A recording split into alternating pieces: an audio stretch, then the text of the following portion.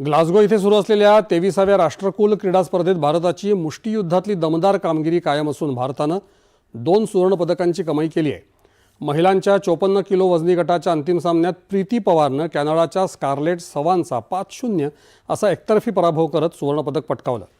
संपूर्ण स्पर्धेत अपराजित राहिलेल्या प्रीतीनं प्रत्येक लढतीत वर्चस्व गाजवत भारताला मुष्टियुद्धातलं या स्पर्धेतलं पहिलं सुवर्णपदक मिळवून दिलं।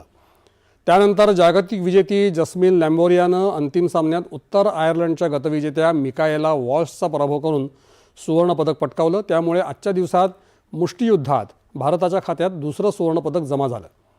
स्पर्धेत पुरुषांच्या तिहेरी उडी प्रकारात भारतानं रौप्य आणि कांस्य पदकाची कमाई केली आहे। प्रवीणनं 16.58 मीटरची उडी मारत रौप्य पदक पटकावलं, तर 20 वर्षांच्या सेलवा प्रभूनं 16.52 मीटरची उडी मारून कांस्य पदकावर आपलं नाव कोरलं। आणि शेवटी ठळक बातम्या पुन्हा एकदा।